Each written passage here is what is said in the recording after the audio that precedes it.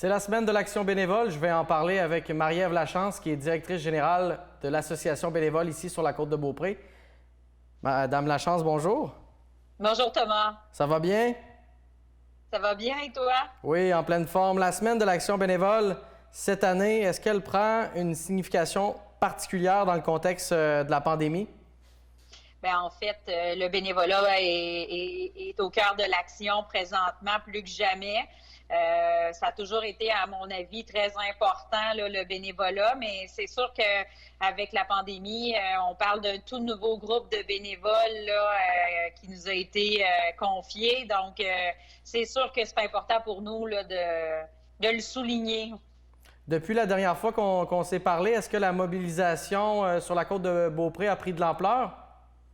Ben écoute, Thomas, je suis capable de dire aujourd'hui là, qu'on a 211 bénévoles qui se sont engagés, soit via notre groupe Facebook, soit via site web ou par téléphone. C'est sûr qu'on n'a pas été capable de mettre tout ce beau monde-là en action. J'aurais envie de te dire qu'il y en a peut-être 60 qui ont un mandat. Les autres sont en attente, là. Comme je dis toujours, c'est comme des bons pompiers volontaires, là. Ils attendent le call pour se mettre en action. Fait que nous, on sait qu'on peut compter sur eux, là. Comment ça se passe sur le terrain? Avez-vous lancé des nouvelles initiatives là, à l'association bénévole? En fait, si on s'en maintient au bénévolat, c'est sûr que nos services qu'on a annoncés dans les dernières semaines sont ceux qui nécessitent les forces bénévoles, l'aide à l'épicerie, la popote roulante, les téléphones d'amitié. On fait de la livraison de denrées pour la tablée 138 aussi, là. Alors, c'est sûr que ça, c'est les principaux mandats bénévoles qu'on a pu confier là, à ces forces bénévoles-là là, qui sont au nombre que j'ai nommé. Mais on a un nouveau projet sur la table, là. On sait que la pandémie est là encore pour un moment. Donc, on était très préoccupés par la situation des proches aidants depuis le début de cette pandémie-là. Et donc, on lance aujourd'hui là, une communauté Facebook, Proches aidants Côte-de-Beaupré. Et via notre intervenante, les gens vont pouvoir bénéficier d'informations, capsules vidéo, interventions. Le téléphone va être aussi une source de communication avec notre intervenante. On veut que les proches aidants de la Côte-de-Beaupré qui sont à la maison sachent qu'on est là pour eux, même si on est chacun chez soi. Il y a moyen de s'aider puis de s'entraider dans le contexte, là. Donc, via ce portail-là, ils vont être en mesure d'échanger entre eux? Exactement. Nous, c'est un groupe Facebook, donc les gens vont pouvoir devenir membres. Et puis, une fois membres, en fait, ils vont pouvoir effectivement accéder à de l'information qu'on va partager. Ils vont pouvoir échanger entre eux, poser des questions. C'est selon nous, présentement, le moyen de communication qu'on a trouvé le plus efficace là, pour rejoindre ces gens-là puis leur offrir du support. Donc, on espère avoir une réponse positive. Puis ça vient vraiment d'un besoin de la communauté. Avez-vous d'autres préoccupations là, en lien avec ce qui se passe sur le terrain? Bien, absolument. En fait, là, on se demande, là, on sait que la pandémie, on s'en va on parle d'un déconfinement progressif. On sait que les aînés ne seront pas les premiers déconfinés. On sait que le système de santé parle de repartir tous les traitements, les petites chirurgies d'un jour, tout ce qui a été annulé. Et donc, pour nous, là, ça va représenter un enjeu parce que le service d'accompagnement transport était maintenu au minimum, mais avec le retour des médecins dans les hôpitaux au niveau de tout ce qui touche les traitements puis les chirurgies, ainsi de suite, bien, ça va impliquer chez nous une demande de service. Donc, on est tout à planifier ce qui s'en vient, puis on est aussi à adapter nos installations. Là, on fait installer là, des panneaux de verre, on fait fabriquer des masques. On se prépare, nous, là, à se réactiver là, ici à l'interne, là. Puis vos besoins, se situent plus en termes d'équipement, de ressources, ou encore c'est plus l'aspect financier qui vous préoccupe? En fait, on travaille ces volets-là à chaque jour. Fait que, tu sais, c'est pas tant des préoccupations que des réalités avec lesquelles il faut faire face présentement.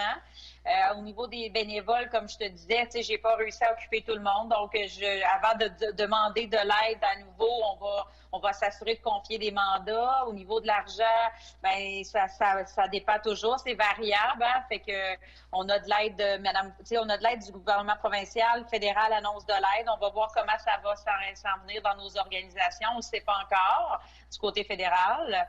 Puis à l'interne, ben on a fait appel à des fournisseurs, puis on va être livré dans des délais raisonnables pour pouvoir maintenir nos services là, comme on le souhaite là.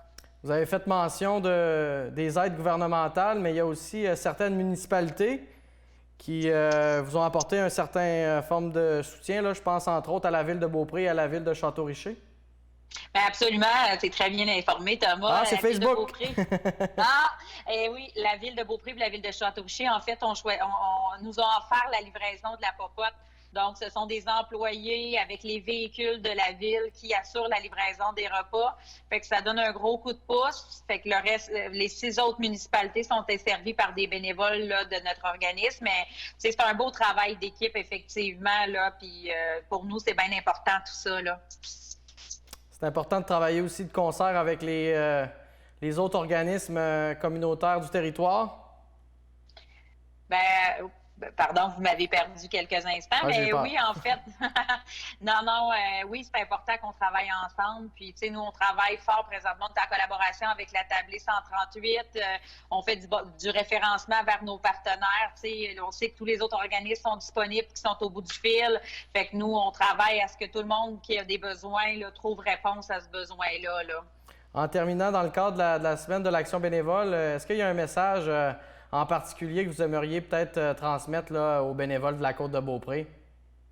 En fait, pour moi, c'est assez simple. J'essaie de le dire là, des millions de fois, là, mais c'est de leur dire un merci. Merci parce que, tu sais, ce qu'on fait, c'est impossible. C'est impossible sans eux. Puis, les gens parlent beaucoup là, des services qui sont rendus aux aînés, mais, tu sais, nous, on est juste on est une plateforme, mais c'est pas nous qui donnons le service, c'est des bénévoles. Fait qu'ils sont vraiment importants. Puis grâce à eux, je pense qu'on contribue vraiment bien au mieux-être des aînés. Il n'empêche pas que le confinement est en train de quand même rendre... Tu sais, c'est pas évident pour personne, là. On s'entend après 6 semaines, mais malgré ça, je pense que ce que nos bénévoles font, là, ça fait une grande différence. Oui. Ouais, est-ce qu'on peut dire justement que les événements des dernières semaines viennent mettre en lumière toute l'importance du bénévolat dans une communauté comme celle de la Côte-de-Beaupré? Je pense que oui, en fait, le bénévolat, puis, tu sais, veux pas, je vois bien que les organismes communautaires supportent des actions importantes présentement. Fait que, tu sais, j'aurais envie de dire que la situation actuelle met en lumière ce que nous, comme organismes communautaires, on est capable de faire pour notre milieu. Si on est capable de le faire, bien, c'est grâce aux bénévoles. Fait que je pense que tout ça prend son sens présentement, oui. Bien, Madame Lachance, merci beaucoup de nous avoir parlé dans le cadre de la semaine de l'action bénévole. Bien, merci beaucoup, Thomas, puis à la télé d'ici, de nous permettre de s'adresser aux gens, oui. Oui, merci beaucoup, puis on se tient au courant s'il y a des développements. Absolument, merci. C'était Marie-Ève Lachance qui nous parlait justement de cette semaine de l'action bénévole là, qui vraiment s'est ouverte dans un contexte tout à fait surréel de pandémie, mais qui vient vraiment démontrer toute l'importance des bénévoles là, dans une région.